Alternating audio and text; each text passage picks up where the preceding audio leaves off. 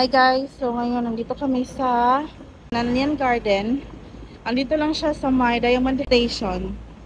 6 stops lang galing Chungking Mansions. Let's go in!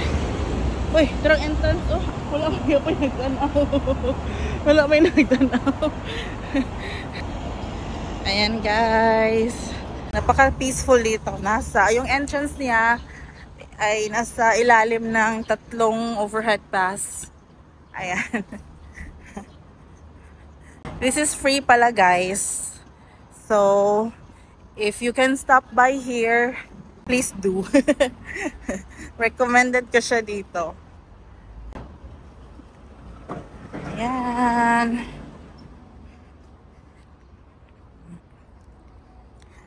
Oh. Napaka-serene and walang katao-tao guys. It's currently 10:25 ng umaga. Tapos, walang katao-tao. Tingnan nyo, ang ganda. Ang ganda ng landscape. And it's so peaceful. Nasa gitna siya ng city, pero parang kang lumabas ng city. Kasi ang ganda niya guys, tingnan niyo. Ayan.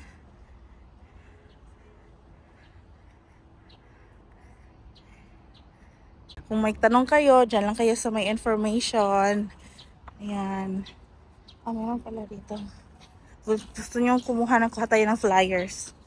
Kuha tayo ng flyers ate. Morning! Ayan. Thank you. Thank you. Ayan. A classic garden in a modern city. Ganda. Ayan, para kang wala sa para ka talagang wala sa city, guys. Pero paglabas mo, may overhead pass na pala. Ayan. Wow. Oh, wow. Hindi talaga siya matao, guys. Meron ditong Chinese Timber Architecture Gallery. Ayan. Oh. Ayan guys, ito yung map ng Nanyang Garden. Ang laki niya. Yan, ang laki niya guys. Tapos gusto nyong masyal dito, sulit na sulit kasi free lang naman siya. Ayan. Maraming mga Instagrammable spots din. Ayan. Pasok tayo guys. Dito tayo sa Chinese Timber Architecture Gallery. Ayan. Kaya pala hindi sila gumagamit ng pako kasi ang dami nilang mga ganito. Tawag dito. Yung nagko-connect sa mga ayan. Tapos, yun yung ginagamit nila pag gumawa sila ng ganito. Ganito. Yung mga monastery. Wala, ang ganda ng monastery.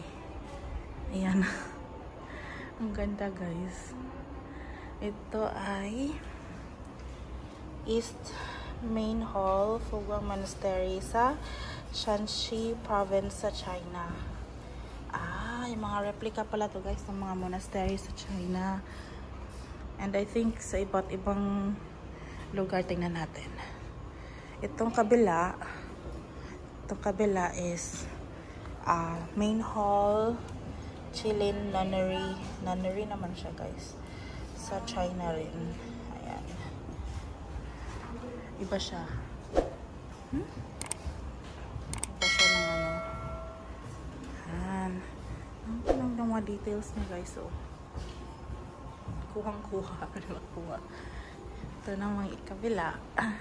Pangatlo is sa Shanxi Province pa rin. Main Hall, Nanshan Monastery. Isang ganyan lang siya. Parang studio type. Stereotype. Ah, ito yung camel hump between frame dogong, between brackets. Ah, ganito yung ginagawa nila guys sa mga ano nila, haligi. Haligi. Pasok tayo dito guys. Ayan. Wow. Ang ganda ng pagoda. Wow. Grabe yung details. Ganda niya guys. Tingnan niyo. Wow. Oh. Ang ganda. Ilang araw, ilang taon kaya ito ginawa. Yung totoo, yung life size nito. Yung ano ba to? Tingnan natin kung ano to. Tapos wooden pagoda at Ying Country sa Shanxi province din sa China. Ang dami palang mga ganito sa Shanxi province.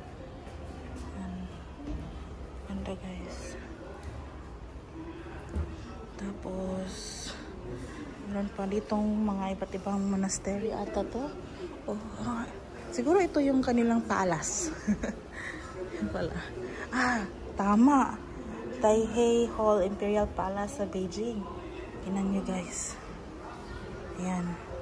Atras tayo kasi parang mas malaki siya. Ayan. Laki niya. Laki niya guys.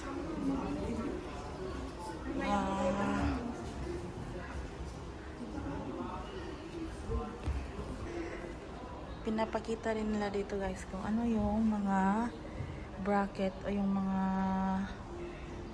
bracket. Ayan. Yung mga nasa labas ba ng ano yung mga monastery nila, paano nila yung ginagawa, kung ano yung type na klase-klase pala ito yung side ng mga bracket, ng mga column. Ayan, 8 set top of column dome bracket. Ganito siya ka-intricate yung design niya. Ang galing nila, no? Ang galing. Ang galing. Ito naman yung 6 set.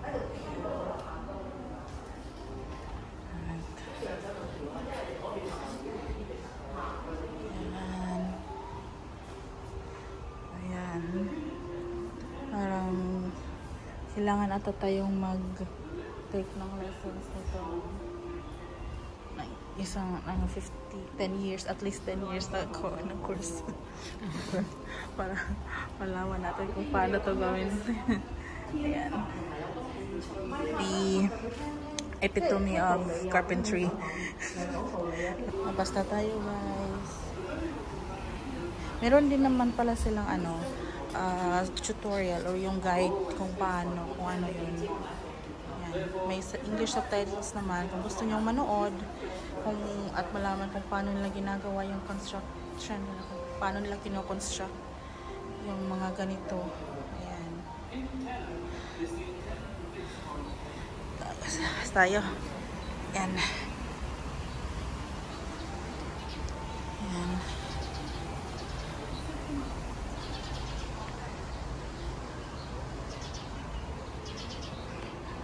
Ayan guys, lumabas na tayo ng gallery. Tapos meron dito Myrtle Path daw to. Ayan. Ayan. Parang papunta to dun sa may bridge. May pond na may bridge. Tingnan natin.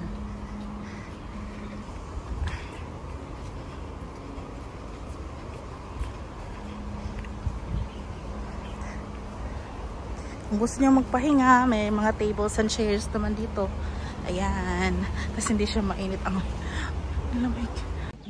Ayan guys. Dito na kami sa yung may bridge, tsaka may pagoda.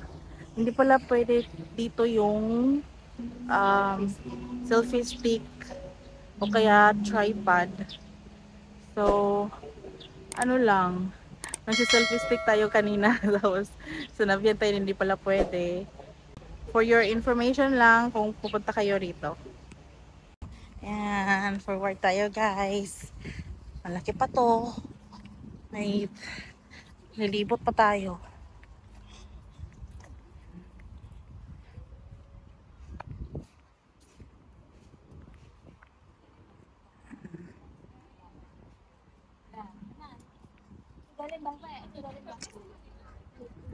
Maraming mga puno.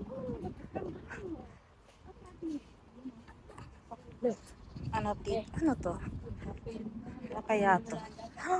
Oh, para siyang monastery.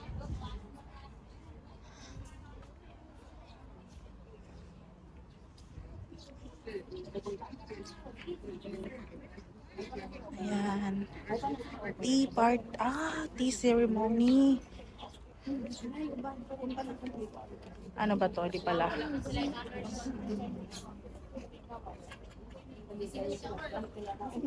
Encounter at Kasia Film Selected Ceramic Works. Mga ceramic works pala dun guys sa loob. Ceramic works by Gao Feng and his disciples. Ayan. So tayo guys.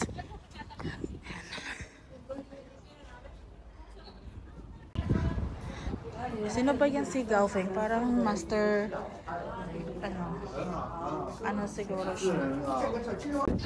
Master potter siguro siya guys. May mga disciples kasi siya.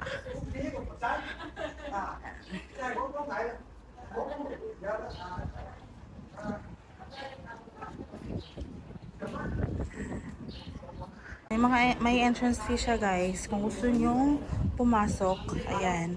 Ito yung entrance fee niya. Sa adult, $20. Kung group kayo, $15. $10 na pa. Ayan. Screenshot na lang guys.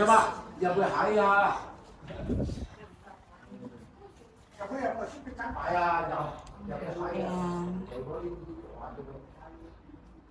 Yan yung mga sample ng mga ceramic sa loob. Yan. Tapos dito, pwede kayong umupo at pagpahinga. Yan. Pagkatapos natin dun guys, dito na tayo sa next stop. Ayan. May malaking, ano ba yan? May malaking parang monastery sa kabila. Tapos, tingnan natin kung anong meron dito. Ayan. Ayan. Ayan guys. Lang daming koi fish. Lang laki. Lang dami ng koi fish guys. Tingnan niyo. Wow. Ang lalaki. Wow. Ayan. Alo, ang dami. Ang ganda, ang ganda. Ang ganda guys. Ang laki ng pond. Tapos, continuous pa yun doon. Ayan. Ayan. Ang daming isda.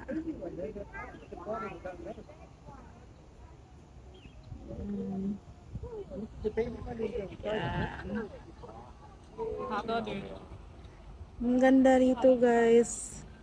Recommended.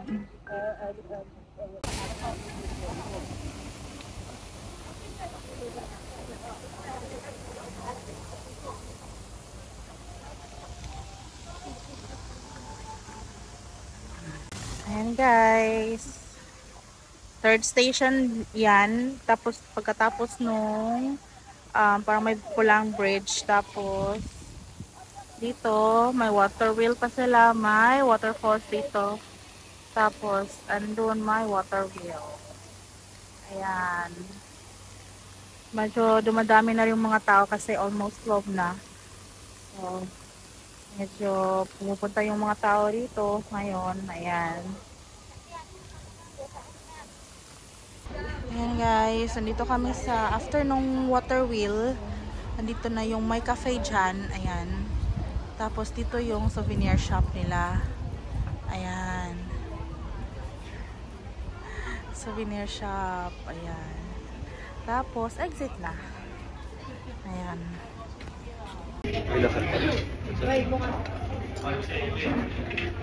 Ayun guys, andito na kami sa aming hotel. And it's been a long day, pero very fulfilling. Ang dami naming napuntahan.